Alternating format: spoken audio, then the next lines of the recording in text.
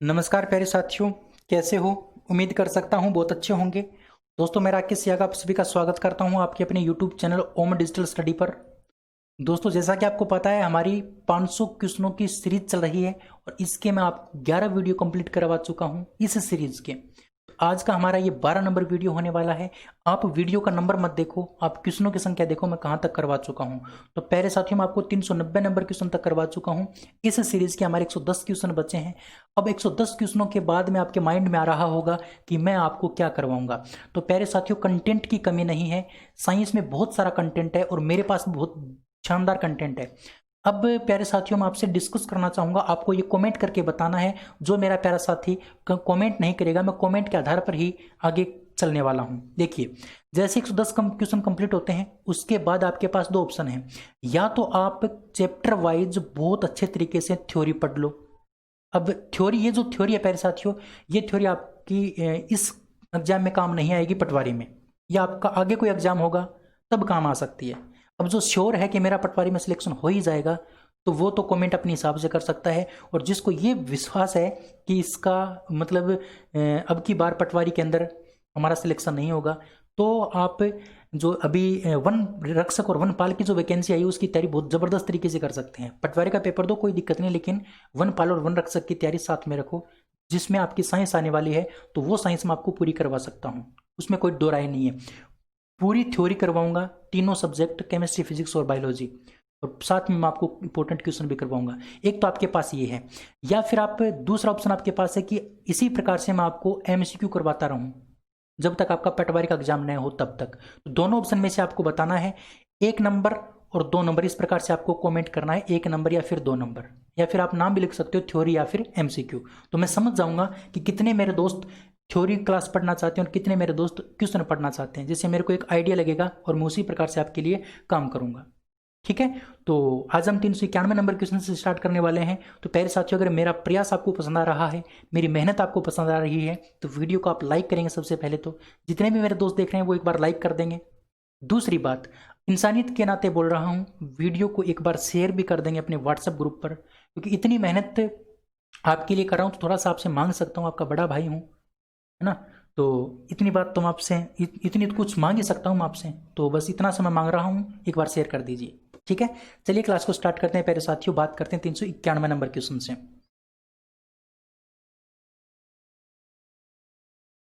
तो देखिए, सबसे पहले बात बता दूं मैं आपको कि हमारा जो दो टॉपिक है वो कंप्लीट हो चुके हैं।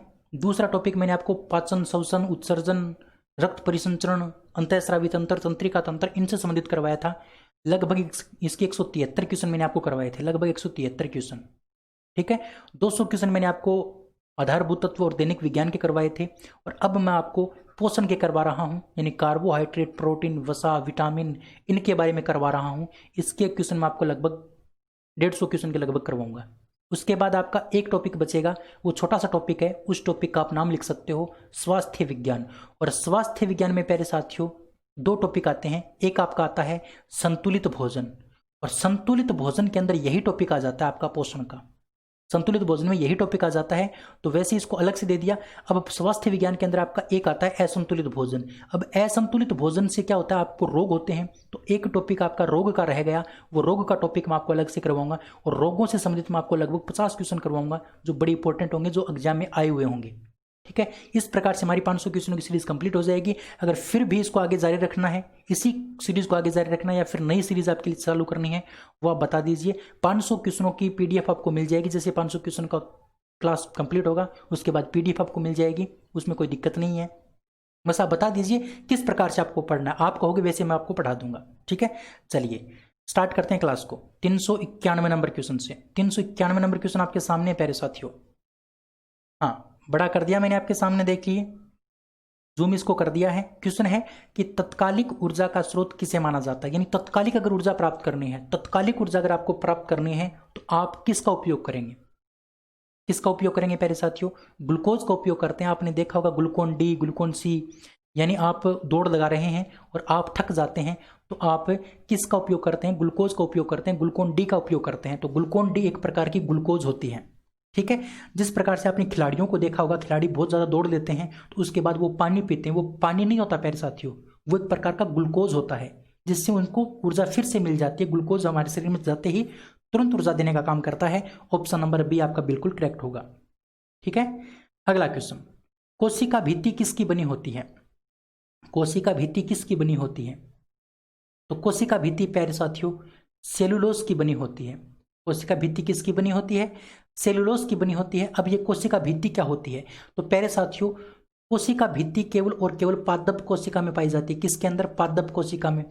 पादप कोशिका का सबसे बाहर का जो आवरण होता है, सबसे बाहर का जो आवरण होता है, उस आवरण को हम क्या बोलते हैं? उस आवरण को बोलते हैं कोशिका भित्ति। क्या बोलते हैं? कोशिका भित्ति। और ये कोशिका भित्ति यानी बाहर का आवरण पादप कोशिका के अंदर किसका बना होता है?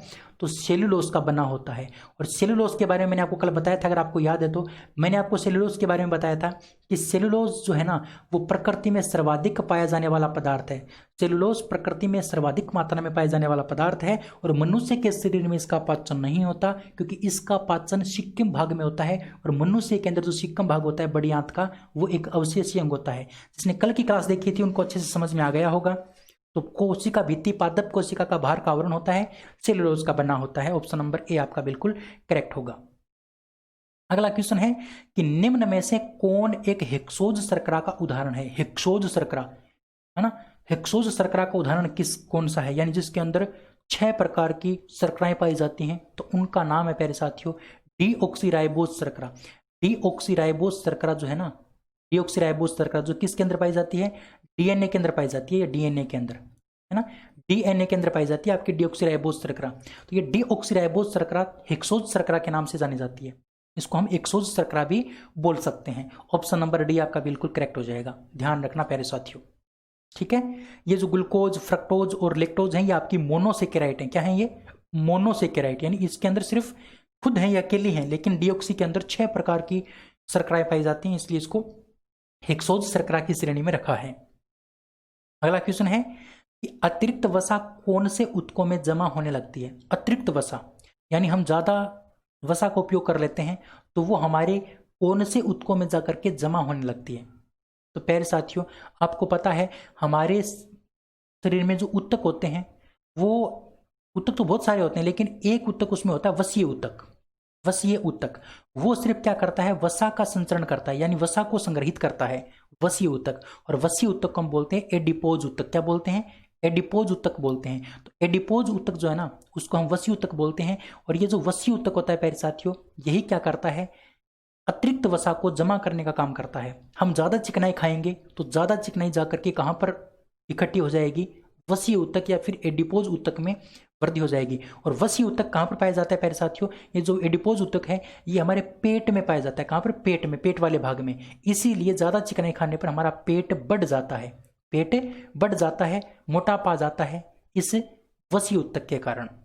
अत्यधिक वसा हमारे वहां पर जाके जमा हो जाएगी और पेट बढ़ जाएगा, यही कारण है वो। तो समझ में आपको आया होगा, ऑप्शन नंबर बी आपका बिल्कुल राइट हो जाएगा। अगला क्वेश्चन है कि प्रोटीन की मूल इकाई क्या है? प्रोटीन की मूल इकाई क्या है? मैंने आपको बताया था, देखिए जो आपका कार्बोहाइड्रेट होता है, कार्बोहाइड्रेट, उसकी मूल इकाई क्या होती है? कार्बोहाइड्रेट की मूल इकाई आपकी शर्करा होती है। ठीक है, शर्करा। शर्करा, बहुत सारी शर्कराएं मिलकर के कार्बोहाइड्रेट का निर्माण करती हैं। बहुत सारे एमिनो अम्ल मिलकर के प्रोटीन का निर्माण करते हैं।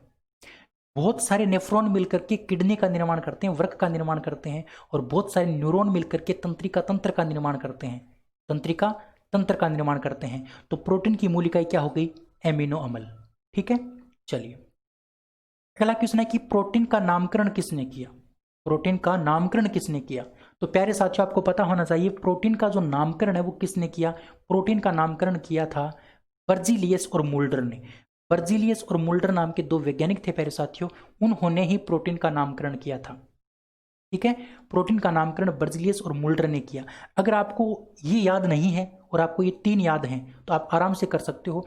वाटसन और क्रिक ने डीएनए का द्वि मॉडल प्रस्तुत किया था, द्वि मॉडल है ना, द्वि मॉडल जिसको बोल सकते हैं, यानी इसकी 2 संरचनाएं होती हैं, द्विकुंडलित मॉडल। द्विकुंडलित मॉडल आपसे पूछेगा कि डीएनए का द्विकुंडलित मॉडल किसने प्रतिपादित किया? तो वाटसन और क्रिक ने प्रतिपादित किया। अच्छा, मार्सेलो मेलपिगी ने क्या किया था? तो मार्सेलो मेलपिगी ने जानवरों के अंदर कोशिका की खोज की थी। जानवरों में कोशिका की खोज, जानवरों में कोशिका की खोज या फिर जानवरों में कोशिका को पहचाना, कोशिका की पहचान, इसके लिए मार्सेलो मेलपिगी प्रसिद्ध हैं। और रॉबर्ट हुक को आपको पता है प्यारे साथियों, इन्होंने तो कोशिका को खोज डाला था, कोशिका की खोज की थी, आप सभी को पता है। इसी प्रकार से रॉबर्ट हुक के नाम के जैसे एक होता है रॉबर्ट ब्राउन, एक रॉबर्ट ब्राउन था, उन्होंने प्यारे साथियों केंद्र की खोज की थी, कोशिका के अंदर। ठीक है, कोशिका के अंदर, ये बात भी आपको कहीं ना कहीं ध्यान रखनी है। अगला क्वेश्चन, प्रोटीन में CHO के अलावा लगभग 16% मात्रा में कौन सा तत्व मौजूद होता है? आपका जो प्रोटीन होता है प्यारे साथियों, उसमें मुख्य रूप से तो आपके CHO ही पाए जाते हैं, कार्बन, हाइड्रोजन और ऑक्सीजन ही पाए जाते हैं, लेकिन एक तत्व और होता है जो लगभग 16% मात्रा में पाया जाता है, उसकी मात्रा 16% होती है प्रोटीन के अंदर। तो उस तत्व का नाम आपको बताना है। तो उस तत्व का नाम आपको बताना है प्यारे साथियों, है ना, उस तत्व का नाम आपको बताना है जो प्रोटीन में पाया जाता है, तो उसका नाम है नाइट्रोजन। नाइट्रोजन आपका कितने परसेंट मात्रा में पाया जाता है? तो 16% मात्रा में प्रोटीन के अंदर पाया जाता है। अच्छा, ये क्वेश्चन मैंने आपको पीछे बताया था, CHO का जो अनुपात होता है वो आपको मैंने बताया था कब, जब मैंने आपको कार्बोहाइड्रेट पढ़ाया था। कार्बोहाइड्रेट में क्वेश्चन आपको पूछेगा कि कार्बोहाइड्रेट में CHO का अनुपात क्या होता है, तो 1:2:1। किसकी बात है? कार्बोहाइड्रेट की, प्रोटीन की बात नहीं है। ठीक है, चलिए अगला क्वेश्चन, प्रोटीन का मुख्य स्रोत क्या माना जाता है? यानी कहने का मतलब प्रोटीन हमें सर्वाधिक किससे प्राप्त होती है? सर्वाधिक प्रोटीन हमें किससे प्राप्त होती है? तो प्यारे साथियों, सर्वाधिक प्रोटीन जो है ना वो हमें सोयाबीन से प्राप्त होती है। सर्वाधिक प्रोटीन सोयाबीन से प्राप्त होती है। और सर्वाधिक आपका जो कार्बोहाइड्रेट है, सर्वाधिक जो कार्बोहाइड्रेट है वो आपको प्राप्त होता है चावल से। सर्वाधिक कार्बोहाइड्रेट चावल से और सर्वाधिक प्रोटीन आपको प्राप्त होती है सोयाबीन से। ठीक है, चलिए अगला क्वेश्चन, किस शैवाल में प्रोटीन की मात्रा सर्वाधिक होती है? किस शैवाल के अंदर प्रोटीन की मात्रा सर्वाधिक होती है? तो ध्यान रखना साथियों, उस शैवाल का नाम आपको बताना है जिसमें प्रोटीन की मात्रा सर्वाधिक होती है। वैसे सोयाबीन में सर्वाधिक प्रोटीन होता है, लगभग 65% प्रोटीन होता है सोयाबीन के अंदर, लेकिन आपको पूछा है शैवाल का नाम, तो उस शैवाल का नाम है क्लोरेला। क्लोरेला नाम का जो शैवाल है प्यारे साथियों, उसके अंदर सर्वाधिक मात्रा में प्रोटीन होता है। ऑप्शन नंबर ए आपका राइट आंसर हो जाएगा। ये एक शैवाल होता है जो जिसको हम काई बोलते हैं, जो पानी के अंदर पाई जाती है ना, हैरी हैरी, वही आपका क्लोरेला प्रोटीन है, क्लोरेला शैवाल है। और इसके अंदर सर्वाधिक मात्रा में प्रोटीन होती है, अगर शैवालों की बात करें तो, है ना, शैवालों की बात करें तो, वरना तो सोयाबीन के अंदर होती है प्रोटीन सबसे ज्यादा। ये दोनों बातें आपको ध्यान रखनी है। ठीक है, चलिए अगले क्वेश्चन की बात करते हैं। 400 नंबर क्वेश्चन, 400 नंबर क्वेश्चन है कि किस शैवाल को अंतरिक्ष यात्रियों का भोजन कहा जाता है? किस शैवाल को अंतरिक्ष यात्रियों का भोजन कहा जाता है? तो प्यारे साथियों, जिनके अंदर सर्वाधिक प्रोटीन होगी वही आपका क्या कहलाएगा, वही आपका क्या कहलाएगा, भोजन कहलाएगा। तो क्लोरेला नाम का जो आपका प्रोटीन होता है, क्लोरेला नाम का प्रोटीन, यही प्रोटीन क्या होता है, अंतरिक्ष यात्रियों का भोजन कहलाता है। यही अंतरिक्ष यात्रियों का भोजन कहलाता है, क्लोरेला नाम का प्रोटीन। ठीक है, ऑप्शन नंबर सी आपको ध्यान रखना है, ऑप्शन नंबर सी आपका बिल्कुल करेक्ट हो जाएगा। अच्छा, स्पाइरुलिना नाम का जो प्रोटीन होता है ना, ये स्पाइरुलिना नाम का जो शैवाल होता है, इसमें सबसे ज्यादा रोग प्रतिरोधक क्षमता पाई जाती है। रोग प्रतिरोधक क्षमता सर्वाधिक किसके अंदर होती है? तो स्पाइरुलिना में होती है। और सर्वाधिक प्रोटीन आपका किसमें होता है? क्लोरेला में। ठीक है, चलिए अब देखिए 401 नंबर और 402 नंबर क्वेश्चन आपको रटने पड़ेंगे, ध्यान रख लेना। क्वेश्चन है कि प्रोटीन संगठन में कुल कितने अमीनो अम्ल सक्रिय रूप में भूमिका निभाते हैं? यानी क्वेश्चन आपको क्या पूछा है कि जो प्रोटीन जो बनता है, प्रोटीन का जो एक अणु बनता है, प्रोटीन का एक अणु बनने में आपको एमिनो अम्ल के कितने अणु चाहिए जो सक्रिय रह सके? कितने एमिनो अम्ल के सक्रिय अणु आपको चाहिए, ये पूछा है आपको। तो ध्यान रखना साथियों, इस क्वेश्चन का जो आंसर आपका होगा वो होगा 20। यानी 20 एमिनो अम्ल अगर सक्रिय रहेंगे तब आपका एक प्रोटीन का अणु बनेगा। एक प्रोटीन का अणु बनाने के लिए आपको 20 सक्रिय क्या चाहिए? एमिनो अम्ल के अणु चाहिए। ठीक है, तो ऑप्शन नंबर ए बी आपका बिल्कुल करेक्ट हो जाएगा। इसी प्रकार से आवश्यक एमिनो अम्लों की संख्या कितनी होती है? आवश्यक एमिनो अम्लों की संख्या कितनी होती है? तो ध्यान रखना साथियों, आवश्यक एमिनो अम्लों की संख्या 10 होती है। 10 ऐसे एमिनो अम्ल होते हैं जिनकी आवश्यकता हमें सबसे ज्यादा पड़ती है। ठीक है ना, तो ये याद रखना पड़ेगा आपको। ऑप्शन नंबर ए आपका बिल्कुल राइट हो जाएगा मेरे प्यारे साथियों, ध्यान रखना ऑप्शन नंबर ए आपका बिल्कुल राइट है। ठीक है, चलिए, तो उम्मीद कर रहा हूँ प्यारे साथियों ये जो मैं करवा रहा हूँ आपको ये बहुत अच्छे से आपको समझ में आ रहा होगा, बहुत अच्छे से आप अपनी तैयारी कर रहे होंगे। अब आगे कैसे करवाना है, क्या करवाना है, मैंने आपको 2 ऑप्शन दिए थे। ठीक है, उन 2 ऑप्शन के आधार पर मेरे को बताना है आपको करवाना क्या है। ठीक है, चलिए अगला क्वेश्चन हम डिस्कस करते हैं। 403 नंबर क्वेश्चन। 403 नंबर क्वेश्चन है कि अनावश्यक अमीनो अम्लों की संख्या हमारे शरीर में कितनी होती है। ऐसे अनावश्यक अमीनो अम्ल कितने होते हैं हमारे शरीर के अंदर जिनकी हमें आवश्यकता बिल्कुल भी नहीं होती, तो उनकी संख्या प्यारे साथियों होती है 10। 10 तो अनावश्यक होते हैं और 10 ही क्या होते हैं, आवश्यक होते हैं। 10 अनावश्यक 10 आवश्यक, यह बात आपको याद रखनी पड़ेगी। अगला क्वेश्चन, प्रोटीन संश्लेषण के स्थल को क्या कहा जाता है। प्रोटीन संश्लेषण का मतलब जहां पर प्रोटीन बनता है उस स्थल को क्या कहा जाता है, उस स्थान को क्या कहा जाता है। प्रोटीन का संश्लेषण कहां पर होता है, तो प्यारे साथियों ध्यान रखना, प्रोटीन का जो संश्लेषण होता है वो आपका लाइसोसोम के अंदर होता है। कहां पर होता है, लाइसोसोम। लाइसोसोम आपका प्रोटीन संश्लेषण करने का काम करता है, प्रोटीन को निर्मित करने का काम करता है। सॉरी, लाइसोसोम नहीं, राइबोसोम। लाइसोसोम नहीं, राइबोसोम। आपका ऑप्शन नंबर सी आएगा, राइबोसोम। राइबोसोम आपका प्रोटीन संश्लेषण का करने का काम करता है। प्रोटीन का निर्माण जो होता है ना वो राइबोसोम के अंदर होता है।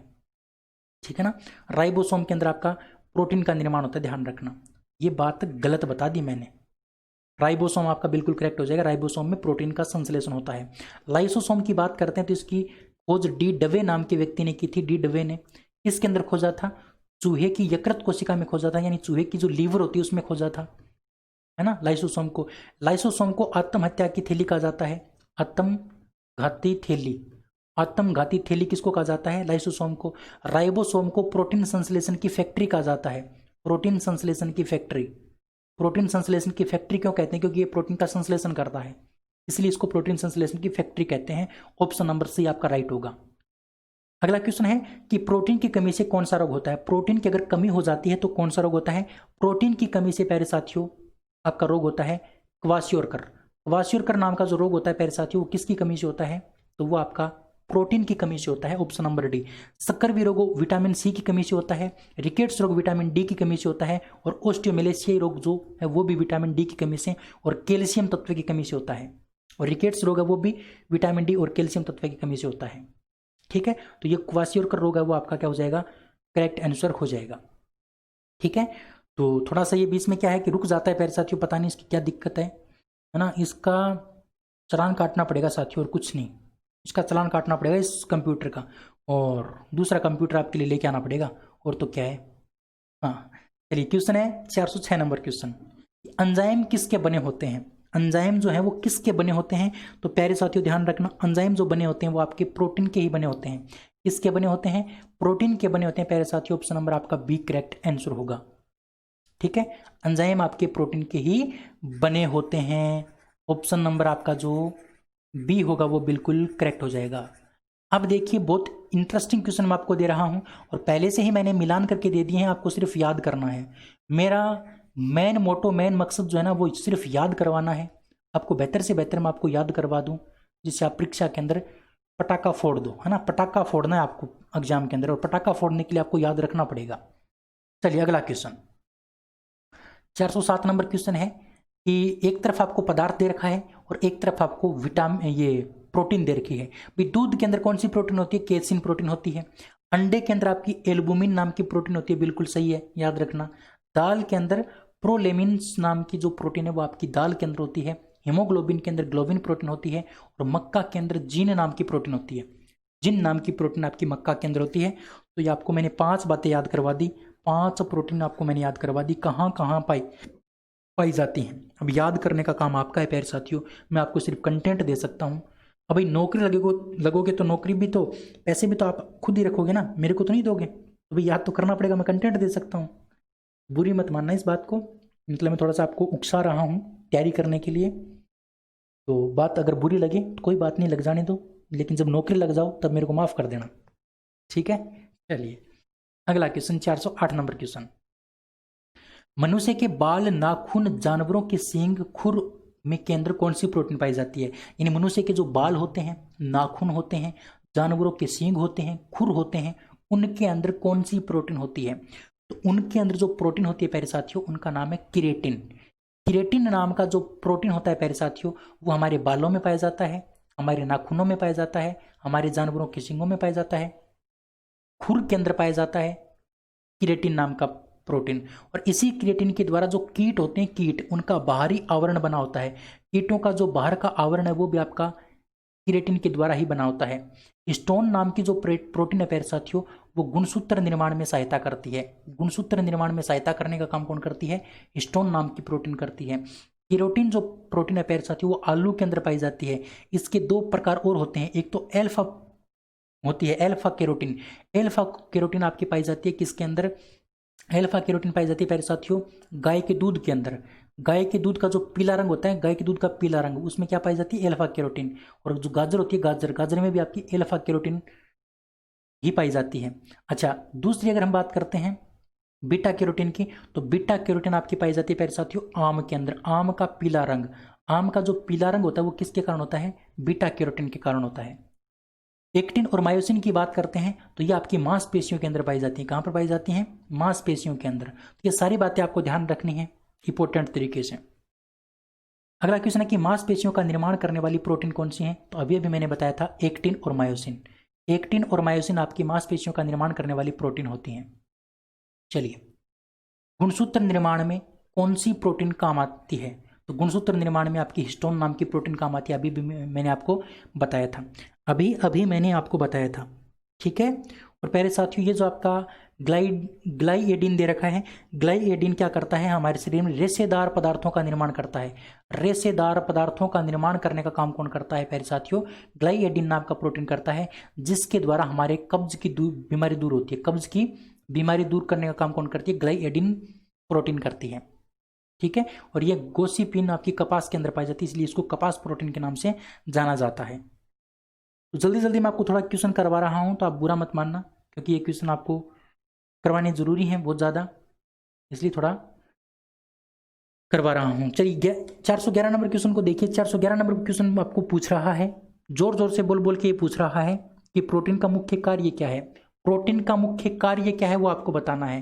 प्रोटीन का जो मुख्य कार्य है प्यारे साथियों वो आपको बताना है। और प्रोटीन का मुख्य कार्य देखो, ऊर्जा प्रदान करना। अच्छा, दूसरा, ऊर्जा के साथ साथ आपको पूछा है ऊर्जा प्रदान करना, शरीर निर्माण व मरम्मत में सहायता करना, आनुवंशिक गुणों को स्थानांतरित करना, कोई नहीं, तो ये तो हो नहीं सकता। आनुवंशिक गुणों को स्थानांतरित करने में ये काम नहीं आता है प्यारे साथियों। आनुवंशिक गुणों को तो स्थानांतरित आपका डीएनए और आरएनए करते हैं, डीएनए और आरएनए करते हैं, इसलिए ये काम नहीं आता, ये भी नहीं होगा। अच्छा, ऊर्जा प्रदान तो हमें सर्वाधिक कहाँ से प्राप्त होती है? सर्वाधिक तो हमें वसा से प्राप्त होती है, और उसके बाद हमें कार्बोहाइड्रेट से प्राप्त होती है, उसके बाद कार्बोहाइड्रेट से, उसके बाद हमें प्रोटीन से प्राप्त होती है। तो ज़्यादा तो काम नहीं करता ऊर्जा प्रदान करने का, लेकिन सबसे ज़्यादा काम करता है ये शरीर का निर्माण करने का और मरम्मत करने का। शरीर का निर्माण और मरम्मत करने का काम कौन करता है? प्रोटीन करता है। ऑप्शन नंबर बी आपका बिल्कुल करेक्ट हो जाएगा, ठीक है। चलिए, अगला क्वेश्चन है कि जीव द्रव्य में सर्वाधिक मात्रा में पाया जाने वाला कार्बनिक यौगिक, यानी हमारा जो शरीर होता है उसके अंदर जीव द्रव्य पाया जाता है। हमारी जो कोशिका होती है, कोशिका के अंदर का एक भाग होता है जिसको बोलते हैं जीव द्रव्य। क्या बोलते हैं? जीव द्रव्य। अच्छा, जीव द्रव्य होता क्या है? कोशिका के दो भाग होते हैं, एक तो होता है बाहरी भाग जिसको हम क्या बोलते हैं? कोशिका भित्ति या फिर झिल्ली, कोशिका झिल्ली बोलते हैं, लास्ट बाहर का भाग। और उस कोशिका झिल्ली के अंदर का जो भाग होता है उसको हम क्या बोलते हैं? अंदर का जो भाग होता है इसको बोलते हैं जीव द्रव्य। और इस बाहर के भाग को हम क्या बोलते हैं? कोशिका भित्ति। तो ये जो अंदर का जो आपका जीव द्रव्य वाला भाग होता है, इसके अंदर सर्वाधिक मात्रा में क्या पाया जाता है? तो इस अंदर वाले भाग में सर्वाधिक मात्रा में आपका प्रोटीन पाया जाता है। क्या पाया जाता है? प्रोटीन। जैसे मैं आपको बताऊं, देखिए ये आपकी क्या है? बाहर की परत है। इस बाहर की परत को बोलते हैं प्यारे साथियों कोशिका झिल्ली, कोशिका झिल्ली, ठीक है, कोशिका झिल्ली। और इसके चारों ओर एक और पाई जाती है परत, उस परत को बोलते हैं कोशिका भित्ति। उसको हम क्या बोलते हैं? कोशिका भित्ति बोलते हैं, ठीक है। अब बात है अंदर की। अंदर जो है ना, यहां पर एक पाया जाता है इस प्रकार का केंद्रक, ठीक है, एक केंद्रक पाया जाता है। अच्छा, दूसरी बात आपको ध्यान रखनी है साथियों, मैं और बात बताऊं आपको, यहाँ पर कुछ पदार्थ पाए जाते हैं जैसे कार्बो आपके वो माइटोकॉन्ड्रिया हो गया, लाइसोसोम हो गया, राइबोसोम हो गया, लवक हो गया, वो पाए जाते हैं।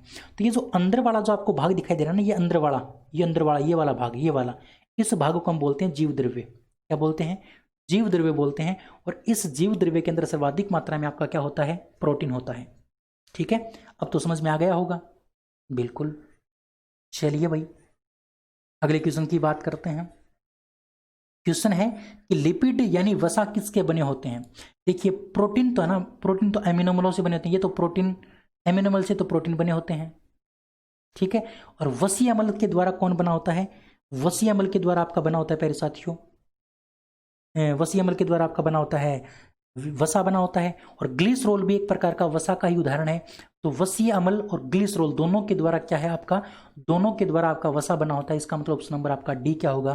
करेक्ट आंसर होगा। ऑप्शन नंबर डी आपका बिल्कुल करेक्ट हो जाएगा। वसीय अम्ल और ग्लिसरॉल के द्वारा किसका निर्माण होता है प्यारे साथियों? ध्यान रखोगे, आपका वसा का निर्माण होता है। ठीक है, चलिए ये रुक गया भाई साहब। हाँ सही है। हाँ तो बात करें अगले क्वेश्चन की। देखिए कि 1 ग्राम वसा से मानव शरीर को कितनी कैलोरी ऊर्जा प्राप्त होती है? 1 ग्राम वसा की बात हो रही है, 1 ग्राम वसा की यहां पर बात हो रही है। तो प्यारे साथियों मैं आपको बता दूं, 1 ग्राम वसा से, 1 ग्राम वसा से जो ऊर्जा प्राप्त होती है वो प्राप्त होती है आपकी 9.3 कैलोरी। यहां पर कैलोरी पूछिए, अच्छा कैलोरी पूछिए तो कैलोरी में आपका आंसर होगा 9300 कैलोरी। अगर यहीं पर आपको पूछ लेता किलो कैलोरी, किलो कैलोरी पूछ लेता प्यारे साथियों, तो आपका आंसर हो जाता 9.3 calorie, kilo calorie, 9.3 kilo calorie. अगर किलो कैलोरी में मान पूछता तो आपका ऑप्शन नंबर ए होता। अब आपको सिर्फ कैलोरी में पूछा है, इसलिए आंसर आपका हो जाएगा 9300। ठीक है ना, ऑप्शन नंबर सी आपका बिल्कुल करेक्ट हो जाएगा। अच्छा एक बात आपको ध्यान रखनी है, 4 KCl यानी 4 किलो कैलोरी ऊर्जा हमें कहाँ से प्राप्त होती है? कार्बोहाइड्रेट से। ये आंकड़ा आपको ध्यान रखना है। और प्यारे साथियों मैं आपको बता दूं 4.1 किलो कैलोरी, 4.1 किलो कैलोरी ऊर्जा हमें कहाँ से प्राप्त होती है? प्रोटीन से प्राप्त होती है। ठीक है ना, तो ये कुछ आंकड़े ध्यान रखने हैं। और 9.3 हमें प्राप्त होती है वसा से। अगला क्वेश्चन, संतृप्त वसीय अम्ल का उदाहरण क्या है? संतृप्त वसीय अम्ल का उदाहरण क्या है? तो भाई ये तो आपको याद रखना पड़ेगा। वसीय अम्ल जिसके अंदर वसा पाई जाती है, वसा वो होती है जो चिकनाई होती है। अब चिकनाई तो घी भी है, चर्बी भी है, मोम भी है। तो संतृप्त वसीय अम्ल आपको पूछा है, तो संतृप्त वसीय अम्ल का उदाहरण आपका हो जाएगा प्यारे साथियों तीनों के तीनों, तीनों ही क्या है? संतृप्त वसीय अम्ल है। ऑप्शन नंबर डी आपका करेक्ट है। ठीक है, चलिए अगला क्वेश्चन है मिलान करने का। मिलान आपको करना नहीं है, सिर्फ आपको याद करना है। मिलान मैंने पहले से करके दे रखा है, तो आपको सिर्फ याद करने हैं। अच्छा विटामिन ए किसका स्रोत है? गाजर का। गाजर के अंदर सर्वाधिक मात्रा में विटामिन ए पाया जाता है। सूर्य के प्रकाश से हमें विटामिन डी मिलता है। हरी पत्तेदार सब्जियों और बिना पॉलिश किए हुए चावल जो होते हैं ना, उससे हमें विटामिन ई मिलती है। पालक से सर्वाधिक मात्रा में विटामिन के मिलता है। अंकुरित दानों से हमें सर्वाधिक बी मिलता है। और आंवला से सर्वाधिक मात्रा में हमें क्या मिलता है? सी मिलता है। याद कर लेना साथियों, 6 क्वेश्चन मैंने आपको कंप्लीट करवा दिए, बड़े इंपॉर्टेंट है। ठीक है ना, आंवला से सी मिलता है, गाजर से ए प्राप्त होता है, सूर्य के प्रकाश से हमें डी प्राप्त होता है, पालक से सर्वाधिक मात्रा में विटामिन के प्राप्त होता है। रह जाएगा याद, बिल्कुल याद करना पड़ेगा, इलाज नहीं है मेरे प्यारे साथियों। अगला क्वेश्चन, अगला क्वेश्चन है कि किस विटामिन को सौंदर्य विटामिन के नाम से जाना जाता है? सौंदर्य विटामिन या फिर प्रतिनपुंसकता विटामिन, यानी जो सुंदरता का विटामिन जिसको कहा जाता है, या फिर प्रतिनपुंसकता विटामिन, यानी प्रतिनपुंसकता का मतलब होता है कि जो व्यक्ति नपुंसक होता है तो उसको ठीक करने का काम कौन सा विटामिन करता है? उसको ठीक करने का काम कौन सा विटामिन करता है? तो इसका करेक्ट आंसर आपको हो जाएगा विटामिन ई। विटामिन ई को ही क्या कहा जाता है? नपुंसकता का विटामिन, प्रतिनपुंसकता का विटामिन या फिर सौंदर्य विटामिन। यानी जिस व्यक्ति के अंदर विटामिन ई की कमी हो जाती है वो व्यक्ति चेहरे से भद्दा हो जाएगा, चेहरे पर से भद्दा हो जाएगा, उसके ऊपर झाइयाँ आ जाएंगी, और इसके साथ साथ व्यक्ति नपुंसक भी हो सकता है, नपुंसक भी हो सकता है। इसका मतलब जो व्यक्ति सुंदर होगा वो उसके अंदर मर्दाना ताकत ज़्यादा होगी। इसका मतलब तो यही हो गया ऑप्शन नंबर ई। ठीक है, option number A. Vitamin A को हम रेटिनॉल के नाम से भी जानते हैं, रेटिनॉल, है ना। और प्यारे साथियों, इसकी कमी से कौन सा रोग होता है? इसकी कमी से आपका रतौंधी रोग होता है, आपको पता होना चाहिए, रतौंधी रोग। विटामिन डी की कमी से आपको पता है रिकेट्स रोग होता है बच्चों के अंदर। और विटामिन डी को हम बोलते हैं कैल्सीफेरोल, क्या बोलते हैं? कैल्सीफेरोल बोलते हैं। और विटामिन सी को हम बोलते हैं एस्कॉर्बिक अम्ल। और इस विटामिन की कमी से आपका सक्रिय नाम का रोग होता है। और ये विटामिन सी जो होता है ना, इसको संक्रमण विटामिन भी बोलते हैं, एंटी संक्रमण विटामिन के नाम से भी इसको जाना जाता है, प्रति संक्रमण विटामिन के नाम से भी आप इसको जानते हैं। तो ये सारी बातें आपको थ्योरी क्लास में पढ़ाऊंगा, कभी टेंशन मत लो, लेकिन अभी ये क्वेश्चन कर लो। अच्छा, अगला क्वेश्चन है कि कोबाल्ट युक्त विटामिन कौन सा है, यानी ऐसा विटामिन जिसके अंदर कोबाल्ट धातु पाई जाती है। तो प्यारे साथियों, कोबाल्ट धातु पाई जाती है B12 के अंदर, और B12 को बोलते हैं साइनोकोबालमिन। क्या बोलते हैं? Cyanocobalamin, cyanocobalamin. ध्यान रखना, विटामिन B12 को साइनोकोबालमिन के नाम से जाना जाता है, B12 को। ठीक है, ऑप्शन नंबर आपका ए करेक्ट हो जाएगा। ऑप्शन नंबर ए, कोबाल्ट धातु साइनोकोबालमिन के अंदर होती है। अच्छा, फोलिक अम्ल ये किसका नाम है, किस विटामिन का नाम है? तो B9 विटामिन को कहा जाता है फोलिक अम्ल। साइनोकोबालमिन कहा जाता है B12 को। अब ये नाम भी आपको ध्यान रखने हैं, साइनोकोबालमिन B12 को कहा जाता है, फोलिक अम्ल B9 को कहा जाता है, पेंटाथेनिक अम्ल B5 को कहा जाता है, और बायोटिन अम्ल बायोटिन अम्ल B7 को कहा जाता है। और इस B7 को हम H विटामिन भी बोलते हैं। क्या बोलते हैं? H विटामिन, विटामिन H भी बोलते हैं, इसको ध्यान रखना। ठीक है, अगला क्वेश्चन है कि सल्फर युक्त विटामिन जिसे हम विटामिन H के नाम से भी जानते हैं, उसका नाम क्या है? तो उसका नाम अभी भी मैंने बताया था प्यारे साथियों, बायोटिन। बायोटिन नाम का जो विटामिन है, जिसको हम B7 के नाम से जानते हैं, B7 को ही H विटामिन कहा जाता है। और इसके अंदर सल्फर पाया जाता है, सल्फर धातु पाई जाती है, सल्फर उप धातु पाई जाती है। ठीक है ना, सल्फर धातु पाई जाती है, ध्यान रखना इसके अंदर, बायोटिन के अंदर। अच्छा, थायमिन किसका नाम है? थायमिन आपका B1 का रासायनिक नाम है। रेटिनॉल आपका विटामिन ए का नाम है। राइनोफ्लेविन आपका B2 का रासायनिक नाम है। ये याद आपको रखने हैं। अगला क्वेश्चन है कि सर्वप्रथम ज्ञात विटामिन कौन सा है? सर्वप्रथम ज्ञात विटामिन यानी सबसे पहले कौन सा विटामिन खोजा गया था? तो सबसे पहले खोजा गया जो विटामिन है प्यारे साथियों, उसका नाम है विटामिन सी। विटामिन सी सर्वप्रथम खोजा गया विटामिन। ये किसके अंदर सर्वाधिक होता है? तो ये होता है आपका आंवला के अंदर, आंवला में सर्वाधिक होता है। बारबाडोज लीची भी आपका नाम याद रखना है, बारबाडोज लीची, बारबाडोज लीची का नाम भी यहाँ पर आता है, जिसके अंदर ये सर्वाधिक होता है। अच्छा, इसको हम बोलते हैं एस्कोर्बिक अम्ल। क्या बोलते हैं? एस्कोर्बिक अम्ल बोलते हैं, एस्कोर्बिक अम्ल बोलते हैं। सबसे पहले खोजा गया विटामिन है प्यारे साथियों, और इस विटामिन सी के द्वारा सक्रिय रोग होता है। इसकी अगर कमी हो जाती है तो विटामिन सी से हमारे सक्रिय रोग हो जाता है। ये बात आपको ध्यान रखनी है। अच्छा, विटामिन बी की अगर बात करते हैं तो विटामिन बी के कई प्रकार हो गए, vitamin B1, B2, B3, B5, B6, B7, B9, B12। तो सभी अभी आपको मैं बता नहीं पाऊंगा। विटामिन डी की अगर बात करते हैं तो इसको बोलते हैं कैल्सीफेरोल। क्या बोलते हैं? कैल्सीफेरोल बोलते हैं। और प्यारे साथियों, विटामिन ई जो है ना, उसको सुंदरता का विटामिन और प्रति नपुंसकता विटामिन कहा जाता है, वो मैंने आपको पीछे बता दिया था। और विटामिन जो ई है, उसका रासायनिक नाम आपको ध्यान रखना है, इसको बोलते हैं टोकोफेरोल। क्या बोलते हैं? टोकोफेरोल बोलते हैं। ये बात आपको कहीं ना कहीं ध्यान रखनी है। चलिए अगला क्वेश्चन, किस विटामिन की कमी से पेशियों में थकान, शिथिलन यानी बर्निंग फिट सिंड्रोम होता है? पेशियों के अंदर थकान किस विटामिन की कमी से आती है, यानी कौन सा ऐसा विटामिन है जिसकी कमी हमारे शरीर में हो जाती है और फिर हमें मांसपेशियों में थकान महसूस होती है? उस विटामिन का नाम है pantothenic, pantothenic option number A, यानी B5। विटामिन B5 की कमी से पेशियों में थकान उत्पन्न हो जाती है। ऑप्शन नंबर आपका ए करेक्ट आंसर हो जाएगा। उम्मीद कर सकता हूं बात आपको समझ में आ गई होगी। चलिए अगला क्वेश्चन है कि निम्न में से कौन सी विटामिन DNA निर्माण जीन्स द्विगुण में भाग लेती है? मैंने आपको बताया था प्यारे साथियों प्रोटीन के बारे में। कौन सी प्रोटीन DNA के निर्माण में सहायता करती है? तो हिस्टोन प्रोटीन। कौन सी प्रोटीन? Histone protein. ये तो बात प्रोटीन की थी, ये बात किसकी थी? प्रोटीन की थी। लेकिन प्यारे साथियों, यहाँ पर बात आपको विटामिन की पूछी है। कौन सा विटामिन DNA के निर्माण और जीन का द्विगुण, यानी जीन दो भागों में टूटता है, जीन क्या करता है, मतलब जीन का जोड़ा बनता है, जीन हमेशा जोड़े के रूप में रहता है, और जब उसका जोड़ा बनता है तो उसमें कौन सा विटामिन भाग लेता है? कौन सा विटामिन भाग लेता है? फोलिक अम्ल। फोलिक अम्ल भाग लेता है प्यारे साथियों विटामिन B9। विटामिन B9 जो है ना, वही क्या करता है, इस DNA के निर्माण में और जीन्स द्विगुण में भाग लेने का काम करता है आपका विटामिन B9 यानी फोलिक एसिड। अच्छा, बायोटिन को B7 के नाम से जाना जाता है और इसी को बोलते हैं H विटामिन। ठीक है। अच्छा, थायमिन आपका B1 होता है और नियासिन आपका विटामिन B3 होता है। ये सारी बातें आपको ध्यान रखनी है। अगला क्वेश्चन है कि विटामिन शब्द किसके द्वारा प्रतिपादित किया गया था। विटामिन शब्द किसके द्वारा प्रतिपादित किया गया था, तो साथियों ध्यान रखना, विटामिन शब्द का जो प्रतिपादन है प्यारे साथियों, वो किया गया था फंक के द्वारा। फंक नाम के व्यक्ति ने विटामिन शब्द का प्रतिपादन किया था और खोज की थी हॉपकिंस ने। हॉपकिंस ने खोज की थी और फंक ने इसकी क्या किया था, इसका नाम दिया था। फंक ने इनका नामकरण किया था।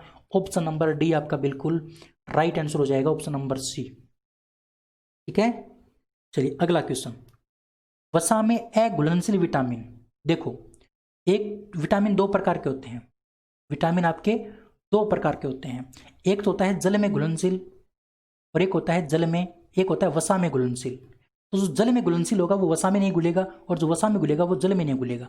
तो आपको जल वाले याद कर लेने हैं, जल वाले होते हैं बी और सी।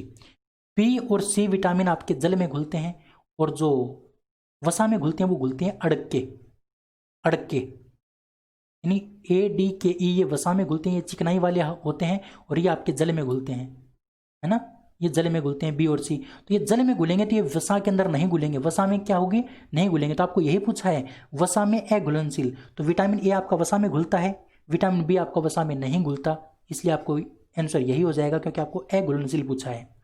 ठीक है ना, ये नाम आपको ध्यान से पढ़ना है, अघुलनशील। ऑप्शन नंबर बी आपका राइट आंसर हो जाएगा। ठीक है ना, चलिए 25 नंबर क्वेश्चन की बात करते हैं। 25 नंबर क्वेश्चन है कि जल में घुलनशील विटामिन कौन सा है। अभी मैंने आपको बताया था जल में घुलनशील विटामिन आपका बी और सी जल में घुलनशील विटामिन होते हैं। इसका मतलब आपका ऑप्शन नंबर सी क्या होगा, करेक्ट हो जाएगा। ऑप्शन नंबर सी आपका करेक्ट हो जाएगा। ठीक है, तो प्यारे साथियों मैंने आज आपको लगभग 35-36 क्वेश्चन करवा दिए। उम्मीद कर सकता हूं आपको ये सारे क्वेश्चन समझ में आ गए होंगे बहुत अच्छे से। आज मैं आपको 425 नंबर क्वेश्चन तक करवाऊंगा। अभी हमारे क्वेश्चन बचे हैं 75 क्वेश्चन बचे हैं। डोंट वरी, टेंशन मत लीजिए, बहुत अच्छे तरीके से आपको मैं 75 क्वेश्चन करवा दूंगा, 2 वीडियो में करवा दूंगा। उसके बाद हमारी कौन सी क्लास आपके लिए स्टार्ट करनी है वो आप डिसाइड करेंगे। इस वीडियो के कमेंट में आप कमेंट करके बता देंगे कौन सी क्लास स्टार्ट करनी है ना, थ्योरी की क्लास स्टार्ट करनी है या फिर MCQ की क्लास चलने दूं, वो आपके ऊपर डिपेंड है, वो आपको बताना है क्या करना है। ठीक है, तो आज की इस वीडियो में इतना ही, अगले वीडियो में फिर मिलेंगे। अगर प्यारे साथियों मेरी क्लास आपको पसंद आई है तो आप क्लास को शेयर करेंगे, चैनल को सब्सक्राइब करेंगे, बेल आइकन को प्रेस करेंगे। और प्यारे साथियों एक बार आपसे रिक्वेस्ट करना चाहूँगा, अगर आपको पसंद आई है तो आप कमेंट जरूर कर देंगे। थैंक यू, धन्यवाद जुड़ने के लिए, बहुत बहुत धन्यवाद आपका। इसी प्रकार से आप अपना टाइम देते रहिए और अपनी तैयारी को मजबूत बनाते रहिए। चलिए आज की इस क्लास को मैं यहीं पर समाप्त करता हूं, आपसे विदा लेता हूं, फिर मिलते हैं कल। तब तक के लिए जय हिंद, जय Bharat, thank you, bye bye.